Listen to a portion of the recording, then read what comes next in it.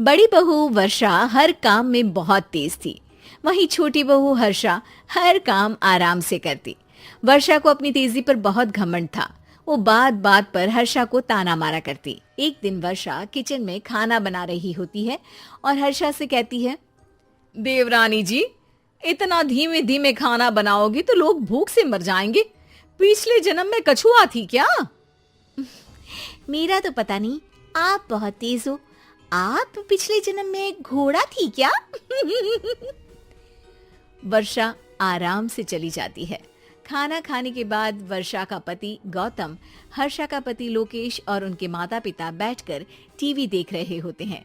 तभी सास कहती है, अरे रामायण लगा दो हर्षा। हर्षा धीरे धीरे चैनल बदलती है। जब तक रामायण के चैनल पर पहुंचेगी रावण मर भी चुका होगा। हाँ बेटा हर्षा, जल्दी लगा देना, राम भगवान के दर्शन कर लूं। जी लगा तो रही हूँ। इतना स्लो? सासू माँ इतने में तो अयोध्या जाके राम भगवान के दर्शन कराएंगी। सब वर्षा की बात पर हंसने लगते हैं। वर्षा हर्षा के हाथ से रिमोट लेकर रामायण लगा देती है। हर्षा बुरा नहीं मानती और वो भी हंसते हुए वहां से चली जाती है। एक दिन हर्षा खाना खा रही होती है। तभी वर्षा वहां आके कहती है, अरे कितना धीमे धीमे खा रही हो। इतने में तो शादी में 100 लोग खाना खा लेते। आधे घंटे से खाना खा रही हो तुम। अरे खाने को चबा चबा कर खाना चाहिए। हाँ हाँ, आप तो चबा के भी खाती हो और दबा के भी। अरे आपको मेरे धीरे खाने से दिक्कत है या ज्यादा खाने से?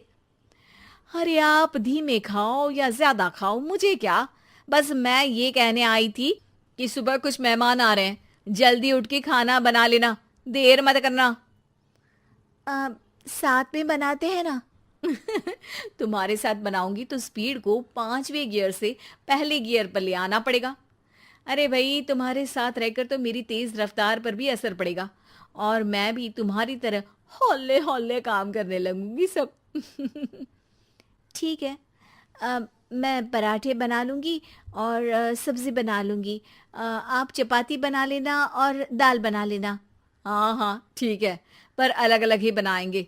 अगले दिन हर्षा जल्दी उठ के काम करने लगती है और वर्षा सुबह उठ के ये सोच के वापस सो जाती है कि काम तो वो तेज कर ही लेती है। अगर थोड़ी देर सो भी जाएगी तो भी हर्षा से पहले तो काम निपटा ही लेगी।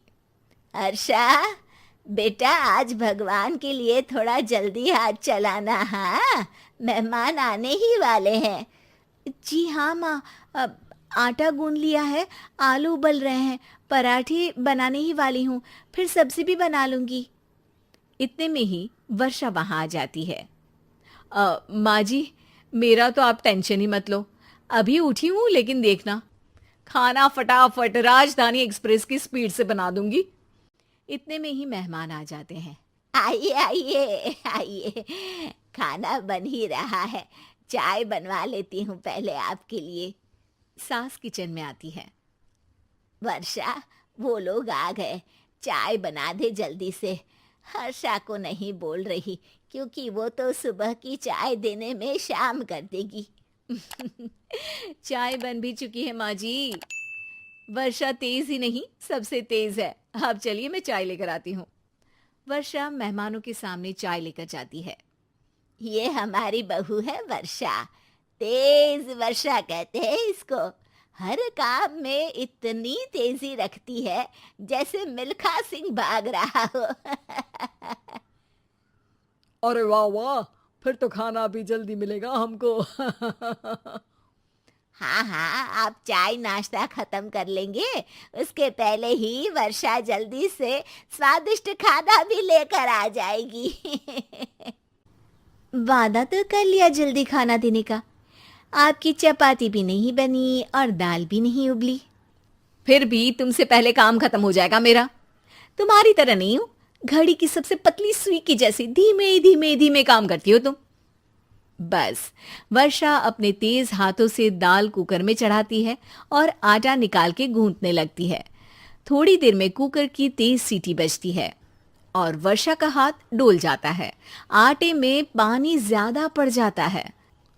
अरे रे, आटा तो ज्यादा गीला हो गया। वर्षा जब रोटी बेलने लगी तो एक भी रोटी गोल नहीं बन रही थी।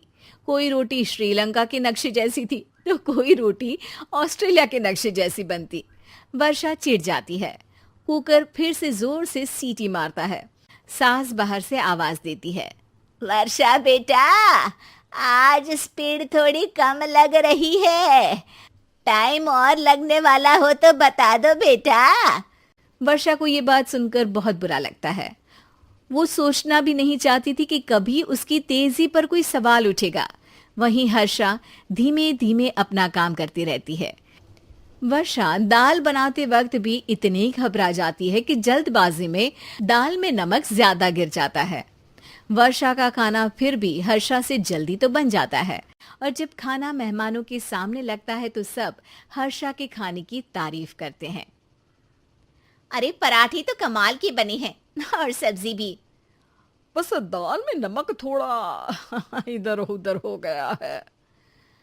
वर्षा को बहुत शर्म आती है और वो नीचे सर करके खड़ी रहती है। तभी हर्षा कहती है, वो ना मैं थोड़ी जल्दबाजी कर गई और नमक ज्यादा हो गया, पर पराठे तो वर्षा भाभी ने ही बनाए हैं, इसीलिए तो अच्छे बने हैं। वर्षा ने कभी नहीं सोचा था कि हर्षा के काम की इतनी तारीफ होगी, लेकिन वो उसका यश वर्षा को दे देगी।